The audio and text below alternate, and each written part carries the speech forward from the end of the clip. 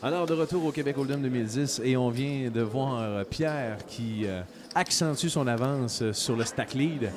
Il est, mesdames, messieurs, je dirais, oh, un champion extraordinaire. Vous regardez dans le dictionnaire la définition de champion, vous avez la face de Pierre, c'est pas compliqué. Il était à 7 000 $ avant le break. Oui, il est pratiquement rendu, mon Dieu, je compte vite, à 100, presque 100 000. C'est incroyable. C'était l'underdog. Et il est devenu présentement un aspirant au titre 2010. Et en plus, c'est une de nos célébrités. On en est très fiers. Si je me rends pas à quelque part, ça va. Puis, t'as perdu. Dans 5 minutes, Rollin perd. Ouais. Mais si Pierre se mettait, comme Pierre vient de nous raconter, il dit si je me mets en ligne, je perds, je vais avoir l'air. Non, Pierre, tu vas être considéré toujours et encore un survivant de ce Québec Hold'em 2010. Félicitations. Il y avait 6 000, ça Perds pas son numéro de téléphone. C'est quoi, là? C'est des listes d'or, là? Oui, c'est ça. Alors, Benoît Giguère, notre plus jeune compétiteur ici au Québec Hold'em 2010, était le deuxième stack en importance juste avant le break à 83 000, si je ne m'abuse.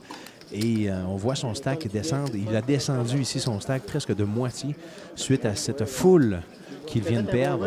King Jack contre un runner très payant pour monsieur. Et on lui espère la meilleure des chances pour la fin de ce tournoi. Mais il vient de perdre énormément de stack. Reste à savoir s'il va être capable de reconquérir cette table qui, ma foi, est très agressive.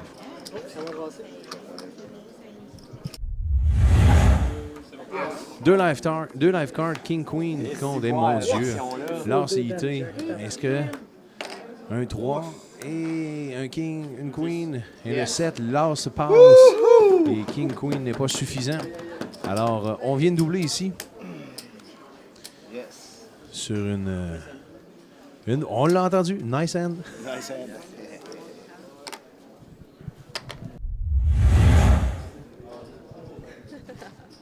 Petit intermède.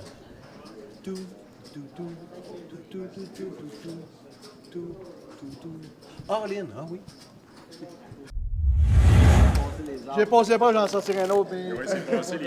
Fernand Marcotte Jr., qui est une célébrité ici à Québec pour avoir fait beaucoup de choses dans le monde de la boxe. Fernand, on vient de te voir encore donner un gros jam. Cette fois-ci, tu avais encore les as? Ben oui, j'avais 3 ans. J'étais un gars béni, ça n'a pas de bon sens. Mais là, écoutez une minute, là, arrêtez de dire que je connais Québec. Je suis plus connu Montréal que Québec, Colin. Vous avez raison. C'est pour ça que je pense que vous devriez faire une carrière internationale dans le poker.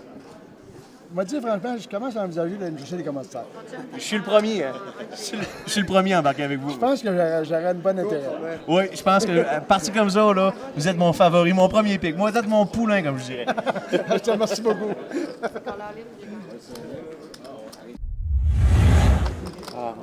Alors, on vient d'avoir encore un duel. Pierre. Pierre, qui est en très grande réflexion, a fait un très gros bet là-dessus, sur 2 carreaux. Je dirais que notre ami en face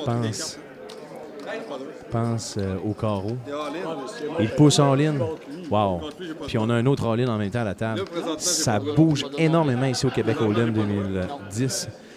Et Pierre, présentement, est en réflexion à savoir s'il call ou pas. Et ça risque d'être... Moi, je dis un brelan contre un carreau concours.